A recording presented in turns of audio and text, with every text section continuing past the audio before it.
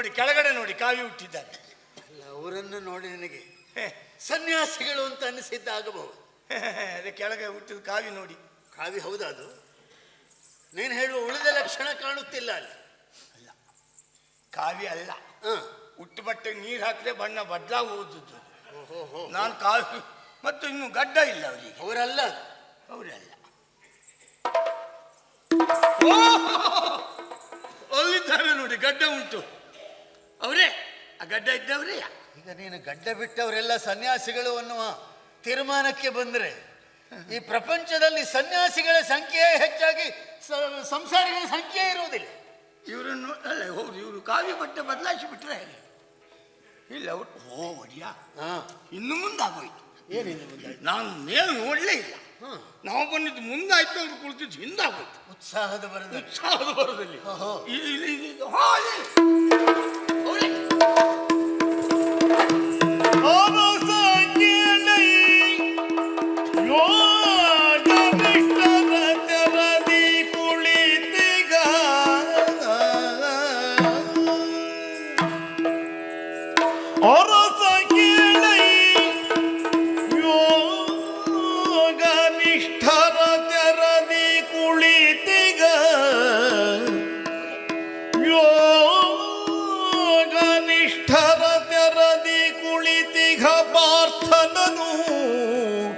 ಯತಿವರನು ಎಂದೇ ಪಾರ್ಥನನು ಯತಿವರನು ಎಂದೇ ಮನದಿ ಬಗೆದ ರೋಹಿಣಿ ಸುತನು ಯತಿವರನು ಎಂದೇ ಮನದಿ ಬಗೆದಾರೋಹಿಣಿ ಸುತನು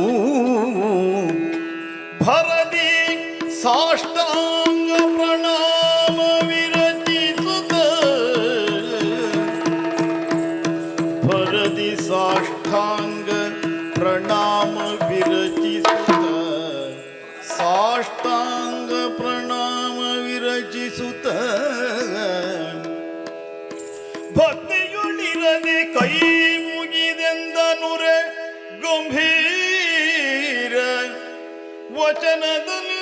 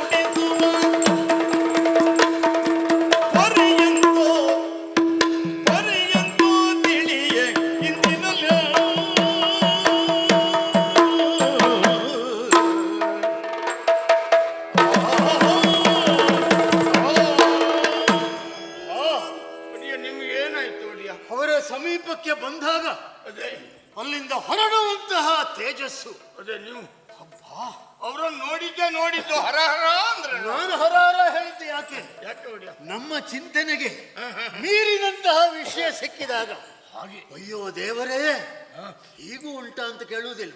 ಓ ಹಾಗೆ. ಹಾ, ನಾನು ಒಂದು ಸಾರಿ ಗಾಬರಿ ಆಗಿಬಿಟ್ಟೆ. ಯಾಕೆ ಗಾಬರಿ ಆದದ್ದೇನು? ನೀವು ಈ ಕಣ್ಣೆಲ್ಲ ಬಿಟ್ಕೊಂಡು ಹರ ಹರ ಅಂದ್ರಲ್ಲ, ನನಗೆ ಏನು ಮಾಡಬೇಕು ಅಂತ ಕಣ್ಣು ಗೊತ್ತಾಗ ಮೇಲೆ ಹೋಗಿ ವಾಯು ಮುಚ್ಚುತ್ತದೆ ಹರಾರ ಅಂತ ಹೇಳುವುದಿಲ್ಲ ಆ ಸಂದರ್ಭದಲ್ಲಿ. ಹೌದಾ, ನನಗೆ ಗೊತ್ತಾಗ್ಲಿಲ್ಲ ಅವ್ರಿಗೆ. ಆದ್ರೆ ಇವರು ಕುಳಿತಂತಹ ಈ ಯತಿವರ್ಯರ ಸಮೀಪಕ್ಕೆ ಹೋಗ್ಲಿಕ್ಕೆ ಆಗುವುದಿಲ್ಲ. ಹೌದು, ಎಂತಹ ಪ್ರಭೆ, ಎಂತಹ ಪ್ರಭೆ. ನಾನು ಮಾತ್ರ ಸಮೀಪ ಹೋಗಿ ಮಾತಾಡಿಸಿದ್ದೇನೆ. ಇನ್ನೊಂದ್ಸಾರಿ ಆ ತಪ್ಪು ಮಾಡಬೇಡ. ಆಯ್ತು. ಸುಟ್ಟು ಸುಟ್ಟು ಭಸ್ಮ ಆಗಿ ಹೋಗ್ತೀಯ ನೀನು. ಏನ್ ನೋಡ್ತಾ ಇದ್ದೀನಿ? ಹೌದು, ಇದು ಸ್ವಲ್ಪ ಸುತ್ತಿದೆ. ಅವರದ್ದೇ ಪ್ರಭಾವ ಅದು. ಸೇವಕ, ಅವ್ರು ಹಿಂದೆ ನೋಡಿದ್ದಾರೆ. ನೋಡು ನೋಡು, ಚಂದ ನೋಡು, ಚಂದ ನೋಡು. ಹೌದಪ್ಪ, ಪದ್ಮಾಸನವನ್ನು ಬಲಿದಿದ್ದಾರೆ. ಪದ್ಮಾಸನ ಎಂತಂದ್ರೆ ನೋಡಿಯ? ಪದ್ಮಾಸನದ ಮುದ್ರೆಯಲ್ಲಿ ಕುಳಿತಿದ್ದಾರೆ. ಈ ಕುಳಿತರು ಅದಾ ಇದು? ಕೈಯಲ್ಲಿ ದಂಡವನ್ನು ಆಧರಿಸಿದ್ದಾರೆ. ಅದು ನಾವು ಮೊದಲೇ ಹೇಳಿದ್ದೇನೆ, ಆ ಕೈ ಒಂದು ದಂಡವೇ. ಅದೇ ಕೈಯಲ್ಲಿ ಕಮಂಡಲ ಇದೆ. ಹೌದು, ಜಪಸರವನ್ನು ಹಿಡಿದಿದ್ದಾರೆ. ಹೌದು ಅಡಿಯ. ಇಹಲೋಕದ ವ್ಯಾಪಾರವನ್ನೆಲ್ಲ ಬಿಟ್ಟು ಸರಿ ಆಯ್ತು. ಬಹುಶಃ ಎಲ್ಲೋ ದೊಡ್ಡ ದರದಲ್ಲೇ ವ್ಯಾಪಾರ ಮಾಡಿದ್ದಾರೆ ಅವರು. ಹಾಗಾಗಿ ಈ ಲೋಕದ ವ್ಯಾಪಾರ ಬಿಟ್ರು. ಯಾರಿಗ ಕೈ ಕೊಟ್ಟರು, ಇಲ್ಲಿ ಗಡ್ಡ ಬಿಟ್ಟರು, ಬಂದು ಕೂತ್ರು. ಗುರುತ ಹತ್ತಬಾರ್ದು ಅಂತ. ಎಷ್ಟು ಜನರಿಗೆ ವ್ಯಾಪಾರ ಮಾಡಿ ಮೋಸ ಮಾಡಿ ಬಂದ್ರು. ಎಷ್ಟು ಸುಲಭ ನಿನ್ನಂಥವನಿಗೆ ವ್ಯಾಪಾರವನ್ನು ಅರ್ಥ ಮಾಡಿಕೊಳ್ಳುವುದಕ್ಕೆ. ತಾವೇ ಹೇಳಿದ್ರಲ್ಲ, ಈ ಲೋಕದ ವ್ಯಾಪಾರ ಬಿಟ್ಟು. ನನಗೆ ನಿನಗೆ ಅರ್ಥ ಆಗುವುದು ಈ ವ್ಯಾಪಾರ, ಈ ಲೋಕದ ವ್ಯಾಪಾರ. ಬೇಕು ಬೇಡ, ನನ್ನದು ನಿನ್ನದು, ಈ ಬಯಕೆಗಳು, ಇದು ಈ ಲೋಕದ ವ್ಯಾಪಾರ. ಈ ವ್ಯಾಪಾರವನ್ನ ಬಿಟ್ಟು, ಗೋಟಡಿಕೆ ವ್ಯಾಪಾರ ಅಲ್ಲ ನೀನು ಹೇಳಿದಾಗ. ನಾನೆಲ್ಲೋ ದೊಡ್ಡ ದರದಲ್ಲಿ ಅಡಿಕೆ ವ್ಯಾಪಾರ ಮಾಡಿದ್ರು, ಬೆಲೆ ಬಿದ್ದೋಯ್ತು. ಊರಲ್ಲಿ ಮುಖ ತೋರಿಸ್ಲಿಕ್ಕೆ ನಿನ್ನಂಥವ್ರಿಗೆ ಅರ್ಥ ಆಗುವುದು ಅದೇ. ಅದಲ್ಲ ಅಲ್ಲ. ಈ ವ್ಯವಹಾರವನ್ನ ಬಿಟ್ಟು, ನಾನು ನನ್ನದು ಎನ್ನುವ ವ್ಯಾಮೋಹವನ್ನ ಬಿಟ್ಟು ಸದಾ ದೇವರನ್ನೇ ಧ್ಯಾನಿಸುತ್ತ ಸಮಾಧಿ ಸ್ಥಿತಿಯಲ್ಲಿ ಕುಳಿತುಕೊಂಡಿದ್ದಾರೆ. ಈಗ ಗೊತ್ತಾಯ್ತು ಅವ್ರಿಗೆ.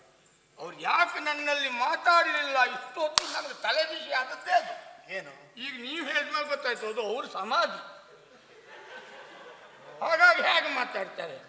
ಈ ಹೊಂಡ ತೋಡಿ ಅವರನ್ನು ಕುರುಳಿರಿಸಿ ಮಣ್ಣಾಕಿ ಮುಚ್ಚಿ ಆಮೇಲೆ ಅವ್ರದ್ದೇ ಭಾವಚಿತ್ರ ಇಟ್ಟು ಬಂದವರೆಲ್ಲ ನಮಸ್ಕಾರ ಮಾಡಿ ಹೋಗ್ಲಿ ಅಂತ. ನಿನ್ನ ಭಾವಚಿತ್ರಕ್ಕೆ ನಮಸ್ಕಾರ ಮಾಡಿದೆ ಈಗ? ಅದು ಮತ್ತೆ ಮಾತಾಡ್ಲಿಲ್ಲ. ನೀವು ಹೇಳಿದ್ರು ಸಮಾಧಿ. ಸಮಾಧಿ ಅಂದ್ರೆ ಆ ಸಮಾಧಿ ಅಲ್ಲ ಪುಣ್ಯಾತ್ಮ. ಮತ್ತೆ ಯಾವ ಸಮಾಧಿ? ಈಗ ನನಗೆ ನಿನಗೆ ಆದ್ರೆ ಹೊಂಡೆ ತೆಗೆದು ಸಮಾಧಿಯಲ್ಲಿ ಕುಳ್ಳಿರಿಸಿದ ಮೇಲೆ ಮತ್ತೆ ನಾವು ಮೇಲೆ ಬರ್ಲಿಕ್ಕಿಲ್ಲ. ಅದು ನಮ್ಮ ಸಮಾಧಿ. ಮತ್ತೆ ನೀವು ಇವರು ಸಮಾಧಿ, ಮಹಾತ್ಮರ ಸಮಾಧಿ ಬೇರೆ. ಅದೇ ಅದೆಂತದ್ದು ನೋಡಿ, ಅದು ಮತ್ತೆ ಅದು ಬೇರೆ ಸಮಾಧಿ ಅಂದ್ರೆ ಎಂತ ತಿರುಗಿಸಿಕೊಂಡಿರ್ತಾರೆ. ಅಷ್ಟಾಂಗ ಯೋಗದಲ್ಲಿ ಬರ್ತದೆ, ತಿರುಗಿಸಿಗೊಳಿಸುವುದಲ್ಲ. ಅಷ್ಟಾಂಗ ಯೋಗ, ಹೌದು. ಅದರಲ್ಲಿ ಬರುವಂತಹ ಕೊನೆಯ ಸ್ಥಿತಿ ಅದು. ಯಮ ಯಮ ನಿಯಮ ನಿಯಮ. ಎಲ್ಲೆಲ್ಲ ಎಳಿಬೇಡ ಮಾರೆ, ನಿನ್ನ ಅಪ್ಪ ಯಮ. ತಾವು ಹೇಳಿದ್ರಲ್ಲ ಬಡಿಯ, ಯಮ ನಿಯಮ. ನಿಯಮ ಹೇಳಿದ್ದಲ್ಲ, ನಿಯಮ ಅಂತ ಹೇಳಿದ್ದು ನಾನು. ಯಮ ಯಮ ನಿಯಮ ನಿಯಮ, ಆಸನ ಆಸನ, ಪ್ರಾಣಾಯಾಮ ಪ್ರಾಣಾಯಾಮ, ಪ್ರತ್ಯಾಹಾರ ಪ್ರತ್ಯಾಹಾರ, ಧ್ಯಾನ ಧ್ಯಾನ, ಧಾರಣ ಧಾರಣ, ಸಮಾಧಿ. ಕೊನೆಗಾಗುವುದು ಸಮಾಧಿ. ನಿನಗೆ ಕೊನೆಗಾಗುವುದು ಸಮಾಧಿಯೇ. ಈಗ ಇವರ ಸ್ಥಿತಿಯು ಸಮಾಧಿಯ ಸ್ಥಿತಿಯ. ಕೊನೆ ಸ್ಥಿತಿಯಲ್ಲಿದ್ದಾರೆ ಅವರು. ಬಹಿರಂಗದ ವ್ಯಾಪಾರವನ್ನು ಬಿಟ್ಟು ಕೇವಲ ಧ್ಯಾನಾಸಕ್ತರಾಗಿ ಪರಮಾತ್ಮನನ್ನೇ ಭಜಿಸುತ್ತ ತನ್ನನ್ನೇ ತಾನು ಸಂಪೂರ್ಣ ಮರೆತು ಇಲ್ಲಿ ಕುಳಿತಿದ್ದಾರೆ. ಹೀಗೆ ಕುಳಿತವರನ್ನ ನೀನಲ್ಲ, ನಾನು ಮಾತಾಡಿಸಿದ್ರು ತಾನಾಗಿಯೇ ಮಾತನಾಡುವವರಲ್ಲ. ಅಯ್ಯ, ಹಾಗಂತ ಮಾತನಾಡದೆ ಬಿಡೋಣವೇ? ಮಾತಾಡಿಸಿದ್ರೆ ಏನಾಗ್ತದೆ ಒಡಿಯ? ಎಚ್ಚರವಾಗಿ ಶಪಿಸಿ ಅಯ್ಯ, ಶಾಪವನ್ನು ಕೊಟ್ಟುಬಿಟ್ರೆ. ಬೇಡ, ಮನೆ ಹೋಗೋ ಬನ್ನಿ. ಬೇಡ, ಮನೆ ಹೋಗ್ಬಿಡ್ವಾ? ಹಾಗಲ್ವಾ? ಅವ್ರಷ್ಟಕ್ಕೆ ಅವ್ರು ಬಂದಿದ್ದಾರೆ, ಅವರಷ್ಟು ಅವ್ರಿಗೆ ಹೋಗ್ಲಿ. ನೀನು ಹೇಳಿದ ಹಾಗೆ ಮನೆಗೆ ಹೋಗುವುದೇ ಸುಲಭದ ಉಪಾಯ ಆಗಿದ್ರೆ ಮನೆಗೆ ಹೋಗಬಿಡಬಹುದಿತ್ತು. ಅವರ ಸಂಬಂಧವೇ ಬೇಡ ಅಂತ. ಮತ್ತೆ ಅವರು ಒಳಗಣ್ಣಿನಿಂದ ನೋಡಿದರೆ ಮಾತಾಡಿಸಿ ರಾಜ ಸೇವಕರೊಂದಿಗೆ ಬಂದಿದ್ದಾನೆ. ಹಾ ಬಂದವನು ನನ್ನನ್ನು ಉಪಚರಿಸದೆ ಮಾತಾಡಿಸಿ ಹಾಗೆಯೇ ಹಿಂದಿರುಗಿದ್ದಾನೆ. ಹೀಗಿರುವಾಗ ಮತ್ತೆ ಕೋಪ ಬಂದು ಶಪಿಸಿದ್ರೆ ಮಾತನಾಡಿಸಿದ್ರು ಕಷ್ಟ. ಮಾತಾಡಿಸ್ದೆ ಹೋದ್ರೆ ಶಾಪ ಕೊಡ್ತಾರೆ. ಏನಾದನಾಗಲಿ ಕ್ಷಮೆ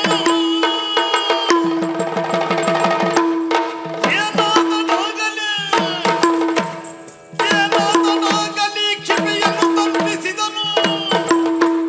ಮೌನಿವೇಶ ತೊಡಿಪ್ಪನವನು ಮೌನಿವೇಶ ತೊಡಿಪ್ಪನವನು.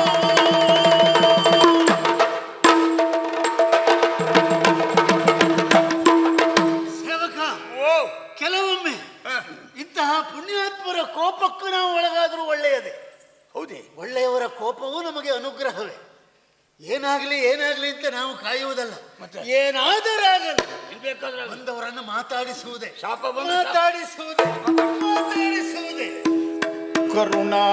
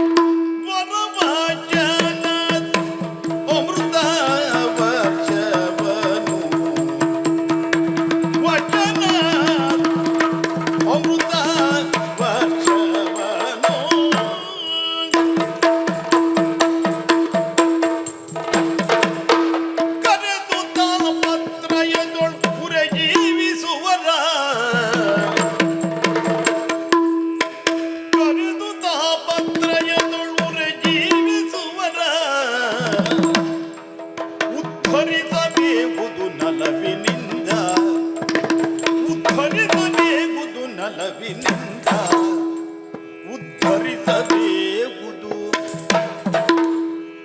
ಉದ್ಧರಿಸಬೇಗುದು ಉದ್ಧರಿಸಬೇಗುದು ನಲವಿನಿಂದ.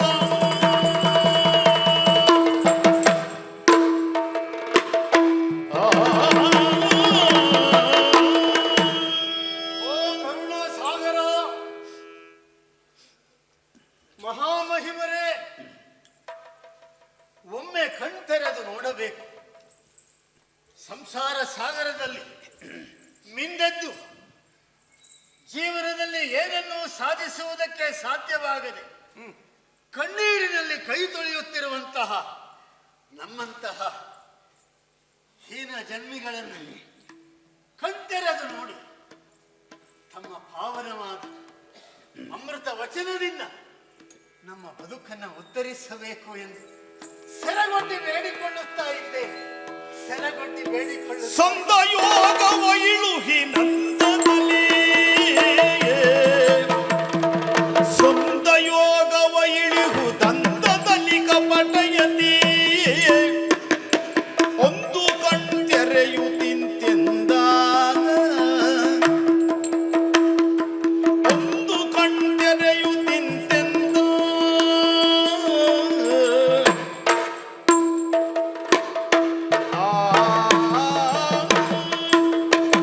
ಯಾರಯ್ಯ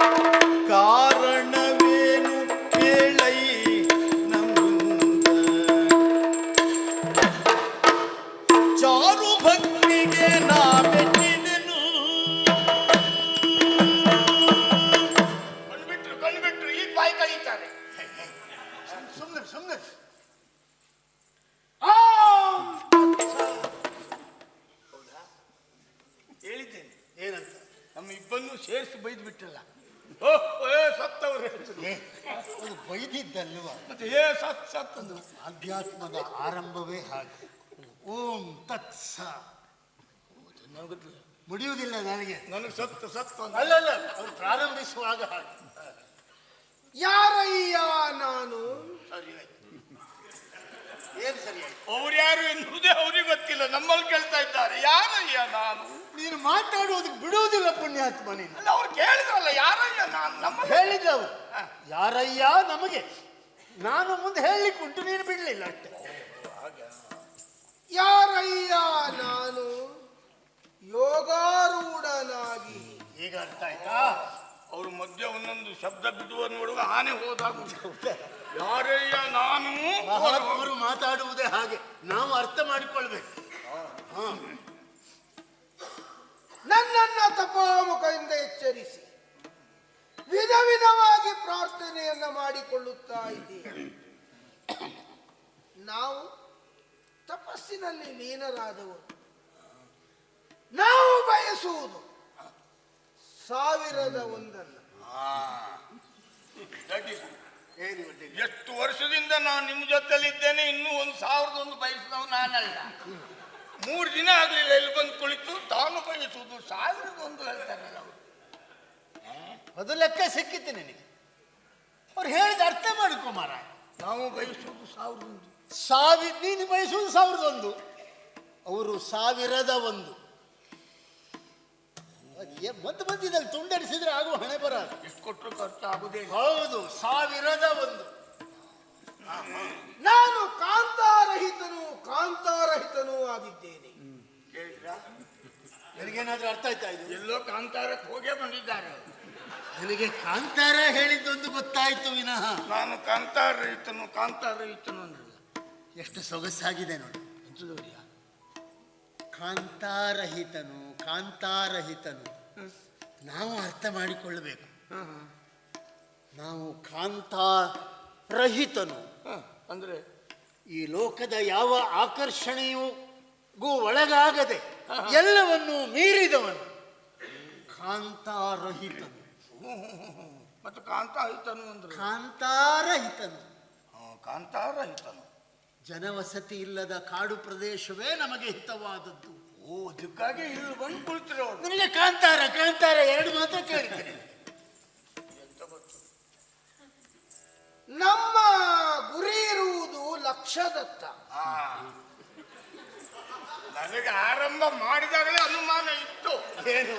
ಆರಂಭದಲ್ಲಿ 1001 ಬಯಸ್ತೇನೆ ಅಂದ್ರು. ಈಗ ನಾವು ಮಾತಾಡಿಸಿದ ಮೇಲೆ ನಮ್ಮ ಲಕ್ಷ್ಯ 1 ಲಕ್ಷದ ಮೇಲೆ. ಇನ್ನು ಸ್ವಲ್ಪ ಸಮಯ ಹೋದ್ರೆ ಎಷ್ಟು ಕೇಳ್ತಾರೆ ಹೇಳಲಿಕ್ಕಾಗುದಿಲ್ಲ. ಲಕ್ಷ್ಯ ಎನ್ನುವುದು ನಾವೆಣಿಸುವ ಲಕ್ಷ್ಯ ಅಲ್ಲ, ಅವರ ಮನಸ್ಸಿನ ಲಕ್ಷ್ಯ ಇರುವುದು ಸಾಧನೆಯ ಕೊನೆಯ ಹಂತ. ದೃಷ್ಟಿ ಅಲ್ಲಿರುವುದು ಅಂತ. ನಮಗೆ ಹೆಣ್ಣು ಒಂದೇ ಗಂಡು ಒಂದೇ. ಹೋಗುದಯ್ಯ, ಬೇಡ ಮನೆಗೆ ಹೋಗುವ. ಏನು ಅವ್ರಿಗೆ ಹೆಣ್ಣು ಒಂದೇ ಗಂಡು ಒಂದೇ ಹೇಳ್ತಾ ಇದ್ದಾರೆ. ಪಕ್ಕನ ಈಗ ನೋಡುವಾಗ ನಾವಿಬ್ರು ಹೆಣ್ಣಾಗಿ ಕಂಡಿದೆ ಅಪಾಯ. ಹೇಳಿ ಮನೆ ಹೋಗ್ಬಿಡುವ. ಹಾಗಲ್ಲ ಪುಣ್ಯಾತ್ಮ, ಅದು ಮತ್ತೆ ಅವ್ರು ಹೆಣ್ಣು ಒಂದೇ ಗಂಡು ಒಂದೇ ಅಂತ ಹೇಳಿ ಭೇದ ಭಾವ ಇಲ್ಲ, ಅಂದ್ರೆ ಲಿಂಗ ಬಂಧನವಿಲ್ಲ ನಮಗೆ. ಹೆಣ್ಣು ಒಂದೇ ಗಂಡು ಒಂದೇ. ಹೆಂಗಸರು ಗಂಡಸರನ್ನು ಸಮಾನವಾಗಿ ಕಾಣುವ ಅಂತಹ ಸಿದ್ಧಿಯನ್ನು ಪಡೆದುಕೊಂಡವರು ಮಹಾತ್ಮರು. ಅದಲ್ಲದ ಇಂಥವರು ಒಂದೇ ನಮಗೆ. ನೀನು ಒಂದೇ ಅಂತ ಹೇಳಿದ್ರು. ನಾವು ಒಂದೇ. ಒಂದು ಗಂಡು ಅಥವಾ ಹೆಣ್ಣು ಎರಡರಲ್ಲೂ ಒಂದು. ಈಗಂದ್ರೆ ನಮಗೆ ಹಿಂದೂ ಇಲ್ಲ ಮುಂದೂ ಇಲ್ಲ. ಮತ್ತೆ ಅವ್ರು ಹೇಳುವುದೇ ಬೇಡ, ಅವ್ರಿಗೆ ಯಾವುದೂ ಇಲ್ಲ. ಯಾವುದು ಹಿಂದೂ ಇಲ್ಲ ಮುಂದೂ ಇಲ್ಲ, ಮ್ಯಾಲೂ ಇಲ್ಲ ಕೆಳಗೂ ಇಲ್ಲ. ಅವರೇ ಹೇಳ್ತಾರೆ ನನಗೆ ಹಿಂದೂ ಇಲ್ಲ ಮುಂದೂ ಇಲ್ಲ. ಅವರಿಗೆ ಸಾಧನೆ ಒಂದೇ ಪರಮ. ಹಾಗೆ ಯಾವ ಬಂಧನದ ಭೀತಿಯೂ ಅವರನ್ನು ಬಾಧಿಸುವುದಿಲ್ಲ. ಆ ರೀತಿ ಬಯಕೆಯೇ ಇಲ್ಲದವರು. ಇಲ್ಲದೆ ಹೋದವರು 5 ಮೆಟ್ಟಿದ್ದೇನೆ, 6 ಕೊಂದಿದ್ದೇನೆ. ಆಗ ವ್ಯಾಪಾರ ಮಾಡಿ ಕೈ ಕುತ್ಕೊಂಡವರು ನೋಡಿದ್ರೆ ಇವರು ಅದಲ್ಲ, ಒಡೆಯ ಕೊಲೆ ಬಿಡ್ಕೊಂಡು ಹೇಗೆ ತೀರ್ಮಾನಕ್ಕೆ ಬಂದ? 5 ಮೆಟ್ಟಿದ್ದೇನೆ 6 ಕೊಂದಿದ್ದೇನೆ. ಎಲ್ಲಿಯೋ 5 ಜನರನ್ನು ಕೊಂದು 6 ಜನರು ಮುಗಿಸಿ ಬಂದಿದ್ದಾರೆ. ಆದಷ್ಟು ಬೇಗ ಅವ್ರನ್ನು ಓಡಿಸಿ ಬಿಡುವ. ಇದು ನಮಗೆ ಅರ್ಥ ಆಗುವುದಕ್ಕೂ ಕಷ್ಟ ಇದೆ. ಅದೇ 5 ಮೆಟ್ಟಿದ್ದಾರೆ, 5 ಮೆಟ್ಟಿದ್ದಾರೆ, 6 ಪಂಚೇಂದ್ರಿಯಗಳನ್ನು ಮೆಟ್ಟಿಗ್ರಹಿಸಿದ್ದಾರೆ, ಹರಿಷಡ್ವೈರಿಗಳನ್ನ ಕೊಂದಿದ್ದಾರೆ. ಪಂಚೇಂದ್ರ ಮೆಟ್ಟಿದ್ದಾರೆ. ಪಂಚೇಂದ್ರಲ್ಲ, ಪಂಚೇಂದ್ರಿಯ. ಪಂಚೇಂದ್ರಿಯ. ನಮ್ಮ ದೇಹದಲ್ಲಿ ಪಂಚಭೂತಗಳಿರುವ ಹಾಗೆ ನಮಗೆ 5 ಇಂದ್ರಿಯ: ಕಣ್ಣು, ಮೂಗು, ಕಿವಿ, ಬಾಯಿ, ಚರ್ಮ. ಇಲ್ಲಿಯವರೆಗೆ ಬಂದು ವಿಧ ವಿಧದಲ್ಲಿ ಪ್ರಾರ್ಥನೆಯನ್ನ ಮಾಡುತ್ತಾ ಇದ್ದೀಯ. ತಲೆಯ ಮೇಲೆ ಮಣ್ಣಿನ ಹೆಂಟೆಯನ್ನ ಹೊತ್ತುಕೊಂಡಿದ್ದೀಯ. ಹಣೆ ಬೇರ. ಎಷ್ಟೆಲ್ಲ ಸಂಭ್ರಮದಿಂದ ನೀವು ಅದನ್ನು ಕಟ್ಟಿಕೊಂಡು ಬರ್ತಾ ಇದ್ದೀರಿ. ಕಣ್ಣೇ ಸರಿ ಇಲ್ಲ ಇರಿ. ಇಷ್ಟೊತ್ತು ನಾಲ್ಗೆ ಸರಿ ಇರಲಿಲ್ಲ, ಈ ಕಣ್ಣು ಸರಿ ಇಲ್ಲ. ಅವರು ಮಹಾ ಯತಿಗಳು. ಎತ್ತಿಗಳಿಗೆಲ್ಲ ಅವರಿಗೆ ಬಂಗಾರು ಒಂದೇ, ಮಣ್ಣಿನ ಹೆಂಟಿಯೂ ಒಂದೇ, ವ್ಯತ್ಯಾಸ ಇಲ್ಲ. ಹೆಣ್ಣು ಒಂದೇ, ಗಂಡು ಒಂದೇ, ಬಂಗಾರು ಒಂದೇ, ಮಣ್ಣು ಒಂದೇ, ಎಲ್ಲವೂ. ಎಷ್ಟೊತ್ತಿಗೆ ನಾವು ಒಂದಾಗಿ ಕಾಣ್ತೇವೋ ನನಗಂತೂ ಭಯ ಉಂಟು. ಒಂದು ನಾಡಿನ ಆಳಾಗಿ ನನಗೆ ಕಾಣಿಸ್ತಾ ಇದ್ದೀಗ.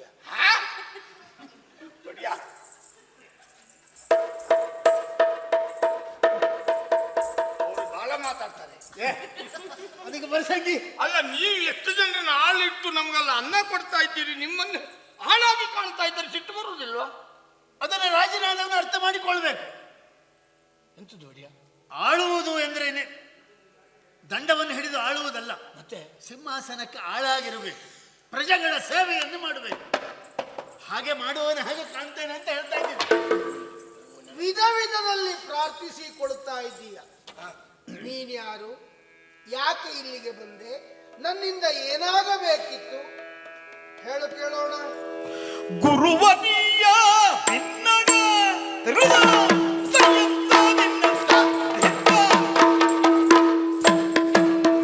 ಸಂಪತ್ತಿನತ್ತಯ ಧೀಮತ್ತಿನತ್ತಯ ಸಂಪತ್ತಿನತ್ತಯ ಧೀಮ ತೈ ತೈನನೆ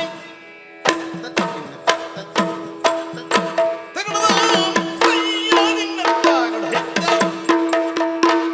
ಗುರುವನಿಯ ಭಿನ್ನಗ ಗುರುವರ್ಯ ಭಿನ್ನಗ ಸಂಸಾರಿಗಳು ನಾವು ಸಂಸಾರಿಗಳು ನಾವು ನೆರಗತಿ ಯಮಗೆ ನೀವೈತೆ ನೆರಗತಿ ಯಮಗೆ ನೀವೈತೆ ನೆರಗತಿ ಯಮಗೆ ನೀವೈತೆ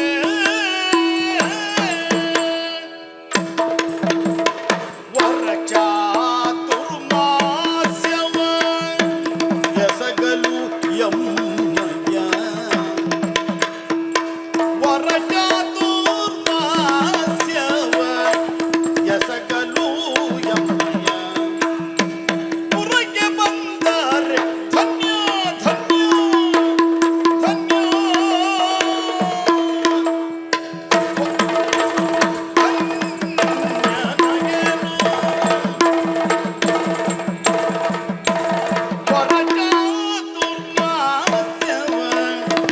ಎಸಗಲು ಯಮ್ಮಯ್ಯ ಪುರಕ್ಕೆ ಬಂದರೆ ಧನ್ಯನಾಗೆ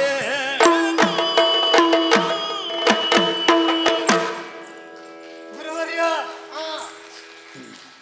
ತಮ್ಮ ಮಾತನ್ನ ಕೇಳಿ ಈ ಜೀವನ ಸಾರ್ಥಕವಾಯಿತು ಎಂದು ಭಾವಿಸುತ್ತಾ ಇದ್ದೇನೆ. ಸರಿ. ಅಲ್ಪಮತಿಯಾದಂತಹ ಸೇವಕನು ತಮ್ಮ ಮಾತಿನ ಆ ಮಹಾತ್ಮೆಯಿಂದ ಪುನೀತನಾಗಿದ್ದಾನೆ. ಸರಿ. ನೀವು ಕೇಳಿದಿರಿ, ಆ, ಯಾರು ಈಹ? ನಿಮ್ಮ ಕೇಳಿದ ಪ್ರಶ್ನೆಗೆ ಆ, ಉತ್ತರಿಸುವ ಶಕ್ತಿ ನನಗಿಲ್ಲ. ಈ ಸೃಷ್ಟಿಯಲ್ಲಿ ಹುಟ್ಟಿದ ಮೇಲೆ ಆ, ಕರೆಯುವುದಕ್ಕೊಂದು ಹೆಸರು ಅಂತ ಬೇಕಾಗ್ತದೆ. ಬೇಕು. ಆ ದೃಷ್ಟಿಯಿಂದ ಆ, ಬಲರಾಮ ಎಂದು ನನ್ನನ್ನು ಕರೆಯುತ್ತಾರೆ. ತಂದೆ ತಾಯಿಯಂದರು ಹೇಳಿದ ಹೆಸರು ದ್ವಾರಕೀಶ ಅಂದ್ರೆ ಅವರೇ. ದ್ವಾರಕ ಎನ್ನುವ ಈ ನಗರ ಪ್ರದೇಶದಲ್ಲಿ ಆ, ನನ್ನನ್ನೇ ನಾಯಕ ಎಂದು ಆ, ಪ್ರಜಾಜನರು ಒಪ್ಪಿದ್ದರಿಂದ ಆ, ಅವನು ಹೇಳಿದ್ದಲ್ಲ, ಹಾ ದ್ವಾರಕಾನಾಥನಾದಂತಹ ಬಲರಾಮ ಎಂದು ನನ್ನನ್ನು ಕರೆಯುತ್ತಾರೆ. ಸರಿ ಸರಿ ಸರಿ. ತಮ್ಮ ಈ ಅಮೃತವಾದ ಆ ವಚನವನ್ನು ಕೇವಲ ಈ ಉಪವನದಲ್ಲಿ ನಾನು ಮಾತ್ರ ಕೇಳಿದ್ದೇನೆ. ಆ ನನ್ನ ಬದುಕಿನ ಮಹತ್ತರವಾದ ಆಸೆ ಎಂದರೆ ಆ ಇದು ಈ ದ್ವಾರಕಾ ನಾಡಿನ ಸಮಸ್ತ ಪ್ರಜಾವರ್ಗಕ್ಕೆ ಪಸರಿಸಬೇಕು ಎನ್ನುವುದು. ಓಹೋ. ಹೇಗೂ ಬರುವುದು ಹ್ಮ್. ತಾವು ಕಷ್ಟಪಡಬೇಕಾದ ಆ 4 ತಿಂಗಳು ಆ ಚಾತುರ್ಮಾಸ ವ್ರತ. ಆ ಎಲ್ಲೆಲ್ಲಿಯೋ ತಾವು ಸ್ಥಳವನ್ನು ಅರಸುತ್ತಾ ಹೋಗುವ ಬದಲು ಆ ನಮ್ಮ ನಗರಕ್ಕೆ ಬಂದು ಆ ನಾವು ನೀಡುವ ಆತಿಥ್ಯವನ್ನು ಸ್ವೀಕರಿಸಿ ಆ ಚಾತುರ್ಮಾಸವನ್ನು ಸಂಭ್ರಮದಿಂದ ಕಳೆಯುವ ಅವಕಾಶವನ್ನು ಮಾಡಿಕೊಟ್ರಿ ಅಂತಾದರೆ ಆ ನಾವು ಪುನೀತರಾಗುತ್ತೇವೆ. ಸಾಧ್ಯವೇ ಇಲ್ಲ. ಆಗದು. ಬೇರೆಯವರಿಗೆ ಮಾತು ಕೊಟ್ಟಿದ್ದಾರೆ ಕಾಣಿಸ್ತದೆ. ಹಾಗಲ್ಲ. ಹಾ, ನಾವು ಆ ಜನಸಮೂಹದ ಸದ್ದುಗದ್ದಲಗಳಿಂದ ದೂರವಾಗಿ ಏಕಾಂತವನ್ನು ಬಯಸುವವರು ನಾವು. ಆ ಕಾರಣಕ್ಕಾಗಿ ಈ ಪ್ರದೇಶವನ್ನು ಆಯ್ಕೆ ಮಾಡಿಕೊಂಡಿದ್ದೇವೆ. ಮತ್ತೆ ನಾನು ಅಲ್ಲಿಯವರೆಗಾಗಿ ಬಂದೆ ಅಂತ ಆದರೆ ನನ್ನ ಏಕಾಂತಕ್ಕೋ ನನ್ನ ಧ್ಯಾನ ತಪ ಇತ್ಯಾದಿಗಳಿಗೆ ಅದೆಲ್ಲ ಸಮಸ್ಯೆ ಉಂಟಾಗಬಹುದು. ಗುರುವರ್ಯ. ಆದ್ದರಿಂದ ನೀನೇ ಇಲ್ಲೂ ಬಂದು ಸೇವೆಯನ್ನು ಮಾಡಿ ಹೊರಟು ಹೋಗಿಬಿಡು. ಗುರುವರ್ಯ, ಅಪರಾಧವಾದರೆ ಕ್ಷಮಿಸಬೇಕು. ಏನು? 2 ಮಾತು. ಹೇಳು ಹೇಳು. ಕೇವಲ ಕಲಿಯುವ ಹಂತದಲ್ಲಿದ್ದರೆ, ಆ ಸಾಧನೆಯ ಹಂತದಲ್ಲಿದ್ದವರಿಗಾದರೆ ಆ ಪುನಃ ಅವರು ಪೂರ್ವ ಜನ್ಮದ ಆಕರ್ಷಣೆಗೆ ಒಳಗಾಗಿ ಬಿಡಬಹುದು ಹೌದು ಅನ್ನುವ ಭಯ ಇರುತ್ತದೆ. ಆ ತಾವು ಸಾಧಕರು, ಆ ಸಿದ್ಧಿಯನ್ನು ಈಗಾಗಲೇ ಪಡೆದವರು. ಸತ್ಯ ಸತ್ಯ. ನಿಮಗೆ ಕಾಡು ಒಂದೇ, ಆ ನಾಡು ಒಂದೇ, ಅವ್ರಿಗೆ ಯಾವ ಬಂಗಾರದ ಗಟ್ಟಿಯೂ ಒಂದೇ, ಮಣ್ಣಿನ ಹೆಂಟಿಯೂ ಒಂದೇ ಅಂತ ತಾವು ಹೇಳಿದ್ದೀರಿ. ಅದೇ ಅವ್ರಿಗೆ ಯಾವ ವಾಸನೆಯೂ ಇಲ್ಲ. ಹಿರಿಯರು ಹೇಳಿದ ಮಾತೊಂದು ನೆನಪಿಗೆ ಬರುತ್ತದೆ. ಏನು ನೋಡಿಯ ಇಂತಹ ಮಹಾತ್ಮರಿಗೆ ಆಧ್ಯಾತ್ಮ ಎನ್ನುವ ಔಷಧ ಇದ್ದರೆ ಎಂತಹ ಗಜಗಟ್ಟಿ ಮೇಣ ಆದ್ರೂ ಅದನ್ನು ಒರೆಸಿದ್ರೆ ಹೋಗಿಬಿಡ್ತದೆ ಅಂತ.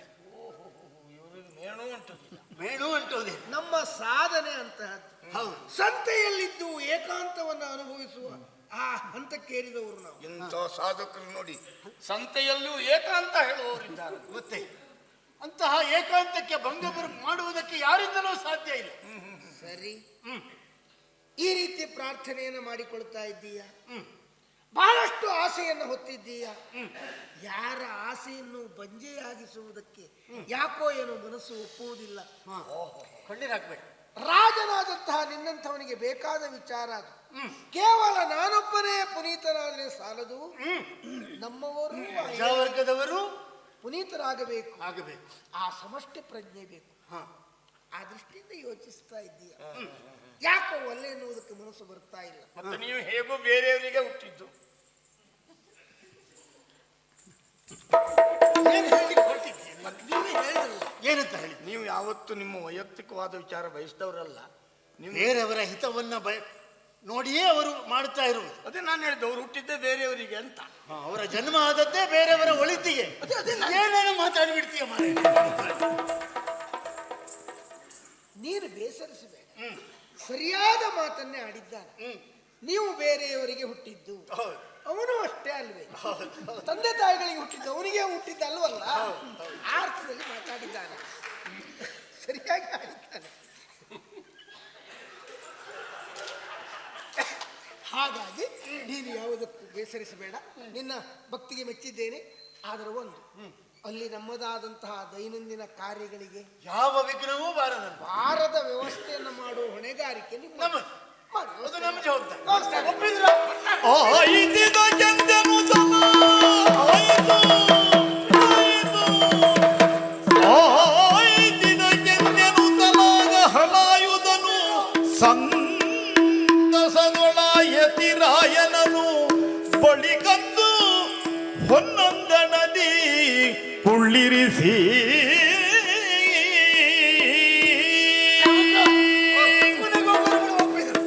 ನಮ್ಮಲ್ಲಿಗೆ ಬರ್ಲಿಕ್ಕೆ ಒಪ್ಪಿದ್ರು. ಹೇಳಿ ಕರ್ಕೊಂಡು ಹೋಗುವ. ಹಾಗೆ ಕರ್ಕೊಂಡು ಹೋಗ್ಬಿಡುದಾ? ನೀವು ಮುಂದೆ ಇರಿ, ಅವರು ಬರ್ತಾರಲ್ಲ ನಡ್ಕೊಂಡು. ಇಂತಹ ಯತಿ ಮಹಾತ್ಮರನ್ನು ನಾವು ನಡೆಸಿಕೊಂಡು ಕರ್ಕೊಂಡು ಹೋಗುದು. ಪುಣ್ಯ ಬಂದ್ರೆ ನಮಗೆ ಬರ್ಬೇಕು. ಹೊತ್ಕೊಂಡು ಹೋಗುವ. 4 ಜನ ಬನ್ನಿ. ಯಾಕ 4 ಜನ ಯಾಕ? ಮತ್ತೆ ನಡ್ಕೊಂಡು ಹೋಗೋದಲ್ಲ ಹೊತ್ಕೊಂಡು ಹೋಗ್ಬೇಕು ಅಂದ್ರಲ್ಲ. ಬಂಗಾರದ ಪಲ್ಲಕ್ಕಿಯನ್ನು ತರಿಸಿ. ಪಲ್ಲಕ್ಕಿ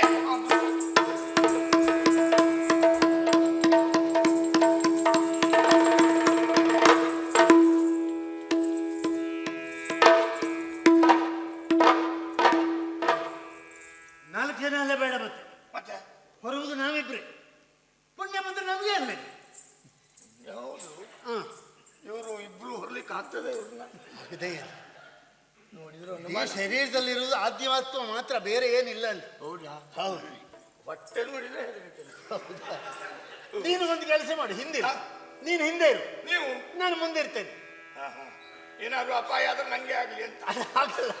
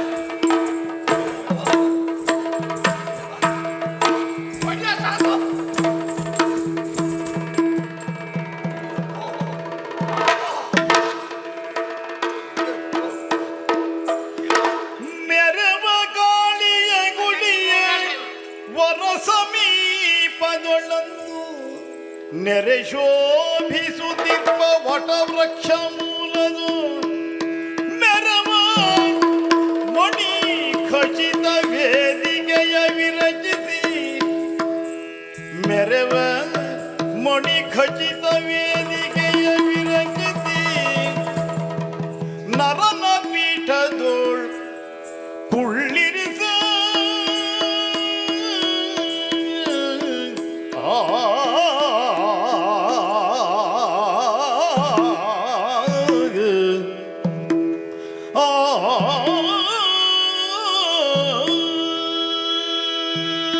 ಗುರುವರ್ಯ, ದೂರದಲ್ಲಿ ಕಾಣುತ್ತಿರುವುದು ಕಾಳಿಯ ಗುಡಿ. ಓ, ದೇವಿಯ ಸನ್ನಿಧಾನ. ಹೌದು. ನಾವು ಬಯಸುವುದು ಅದನ್ನೇ. ದೇವಿಯ ಆರಾಧಕರು. ದೇವಿಯ ಆರಾಧನೆ. ಗೊತ್ತಾಯ್ತು, ಅವ್ರು ನೋಡಿದ್ರೆ ಅದರ ಸಮೀಪದಲ್ಲಿಯೇ ಇರುವುದು ರಾಣಿವಾಸ. ಹಾ, ಹಾ, ಹಾ. ಅವರಿಗೂ ಅರ್ಚನೆಗೆ ಅನುಕೂಲವಾದ ಪ್ರದೇಶ. ಹೌದು. ಮುಸ್ಸಂಜೆ ಹೊತ್ತು ಹೆಣ್ಮಕ್ಕಳೇ ಬರ್ತಾರೆ. ಹೌದು. ಪುಣ್ಯವನ್ನು ಕಟ್ಟಿಕೊಳ್ಳುವುದು. ಅದೇ ಅದನ್ನೇ ಹೇಳ್ತೀನಿ. ಹೌದು. ಭಕ್ತಿಯಿಂದ ಯಾರು ಬಂದರೂ ಸಂತೋಷವೇ. ಎಲ್ಲರೂ ಒಂದೇ. ಇದು ಬೆಳೆದು ನಿಂತಹ ವಟವೃಕ್ಷ. ಹಾ, ಅದರ ಅಡಿಯಲ್ಲಿ ಹಾ. ಮಣಿ ಖಚಿತವಾದಂತಹ ವೇದಿಕೆಯನ್ನು ನಿರ್ಮಿಸಿದ್ದಾಗಿದೆ. ಸಂತೋಷ. ಹೌದು. ದಯಮಾಡಿ ಪಾದವನ್ನು ಬೆಳೆಸಬೇಕು. ಆಗಿ-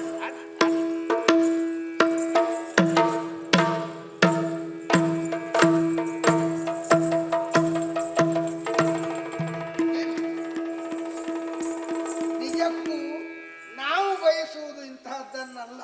ಹಾ. ಆದ್ರೆ ನಿನ್ನ ಭಕ್ತಿಗೆ ಒಳ್ಳೆ ಎನ್ನುವುದಕ್ಕೆ ಯಾಕೋ ಮನಸ್ಸು ಬರ್ತಾ ಇದೆ. ನಮ್ಮದು ದೊಡ್ಡ ಮನಸ್ಸು. ಹಾಗಾಗಿ ನೀರು ಹಾಕಿದ್ದೇನೆ, ಕುಳಿಸ್ಕೊಳ್ಳಿ. ತೊಂದ್ರೆ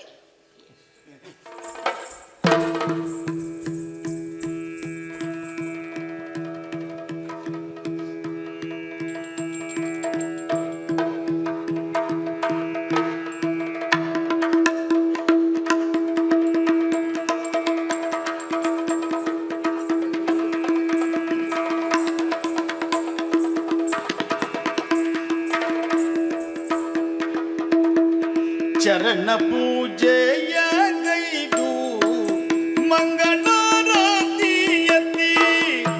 ಚರಣ ಪೂಜೆಯ ಗೈದು ಮಂಗಳಾರತಿಯತಿ, ಗುರುಗಳಿಗೆ ಭಕ್ತಿಯಲ್ಲಿ ಎರಗಿ ಸಂತಸದಿಂದ ಮುಗುಳೆದ್ದು ಮುಗಿದಿದ್ದ ಕರಗಳಿಯು ಬಲನೆಂದನು.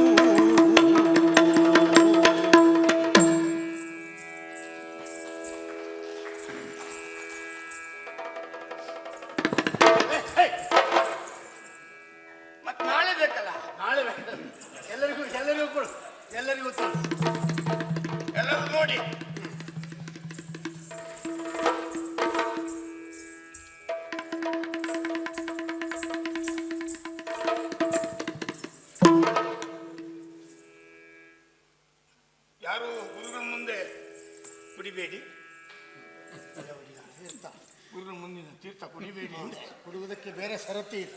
ಅದೇ ಎಲ್ಲ ಸಾಲಲ್ಲೇ ಬನ್ನಿ. ಸಮಸ್ಯೆ ಅದಲ್ಲ ಈಗ. ಏನು ಒಡೆಯ? ಗುರುಗಳನ್ನು ನಾವಿಲ್ಲಿ ಏನೋ ತಂದು ವೇದಿಕೆಯನ್ನು ಮಾಡಿ ಕುಳ್ಳಿರಿಸಿದ್ದಾಗಿದೆ. ಪೂಜೆ ಮಾಡಿವೆ ಆಯ್ತು. ಆದರೆ 4 ತಿಂಗಳವರ ಸೇವೆಗೆ ಒಂದು ಜನ ಬೇಕಲ್ಲ. ವಿಷಯ ಹೌದಲ್ಲ. ಒಂದು ಕೆಲಸ ಮಾಡುವ, ಏನು ಒಳ್ಳೆ ಬಿಟ್ಟು ಬಂದುಬಿಡುವ. ಅಲ್ಲೇ ಬಿಟ್ಟು ಬರುವುದಾದ್ರೆ ಇಲ್ಲಿ ಕರೆದುಕೊಂಡು ಬರ್ಲಿಕ್ಕಿತ್ತಲ್ಲ.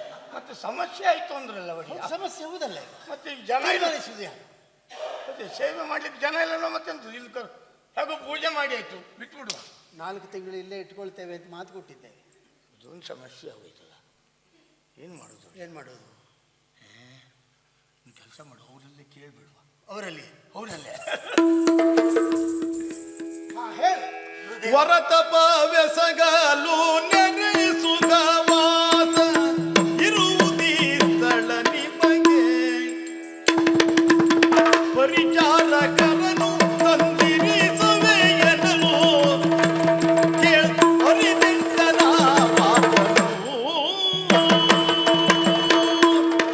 ಗುರುವರ್ಯ, ವೇದಿಕೆಯನ್ನೇನೋ ನಿರ್ಮಿಸಿ ತಮ್ಮ ಪೂಜೆಯನ್ನು ಮಾಡಿದ್ದಾಗಿದೆ. ಸರಿ.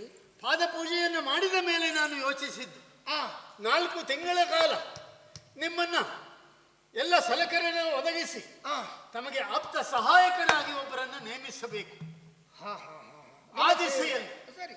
ಯಾರನ್ನ ನೇಮಿಸಬೇಕು ಎನ್ನುವ ವಿಷಯದಲ್ಲಿ ನನ್ನ ಮತ್ತು ಸೇವಕನ ಮಧ್ಯೆ ಚರ್ಚೆ ಏರ್ಪಡುತ್ತಾ ಇದೆ. ಮತ್ತೆ ಏನೋ ಮಾತನಾಡುವುದನ್ನು ಗಮನಿಸಿದೆ ನಾನು. ದಯಮಾಡಿ ತಾವೇ ಹೇಳಬೇಕು.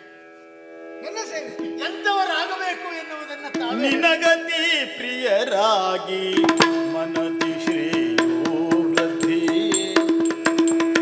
ನಿನಗತಿ ಪ್ರಿಯರಾಗಿ ಮನದಿ ಶ್ರೇಯೋ ವೃದ್ಧಿಯನು ಬಯಸುವರ ಕಂಡು ವಿನಯದೋಳೆಮ್ಮ ಸೇವೆಗೆ ನೀಡಲವರಿಗೆ ವಿನಯದೋಳೆಮ್ಮ ಸೇವೆಯ ನೀಡಲವರಿಗೆ ಮನದಿಷ್ಟಬಹುದೆಂದನು.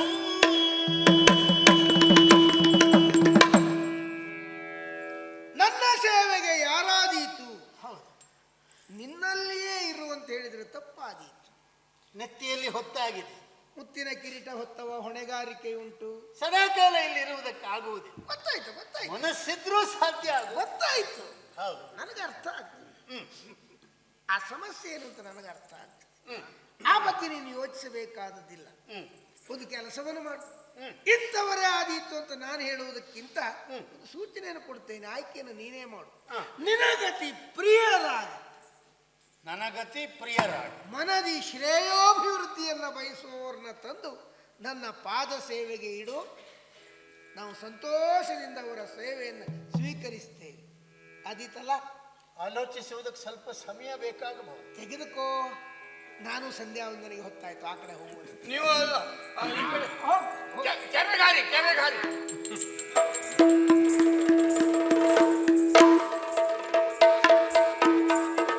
ಸೇವಕ ಮತ್ತೆ ತಲೆಗೆ ಹುಳ ಬಿಟ್ಟೇ ಹೋದ.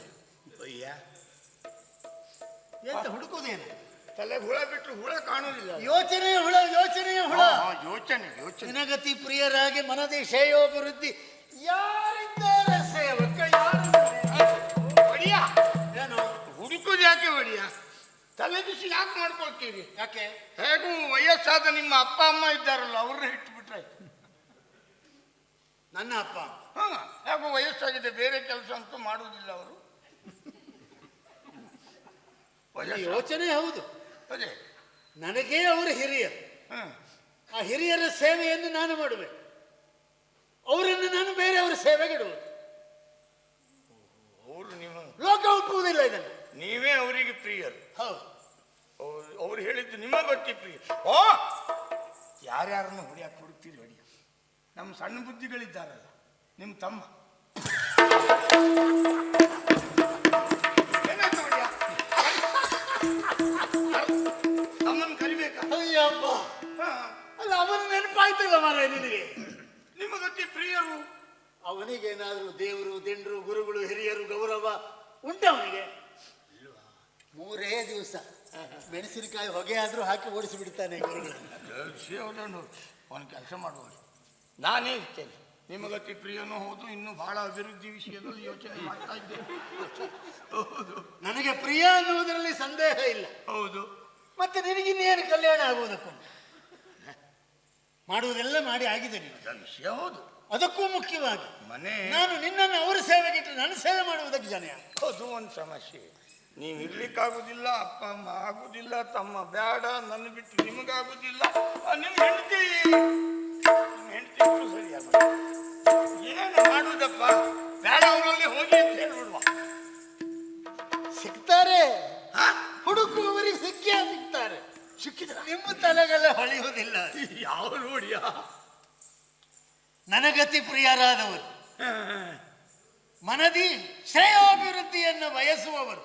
ಅಭಿವೃದ್ಧಿಯ ನನ್ನ ತಂಗಿ ಸುಭದ್ರ.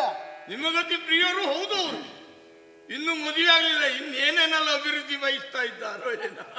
ಬರ್ಲಿಕ್ಕೆ ಹೇಳಿ.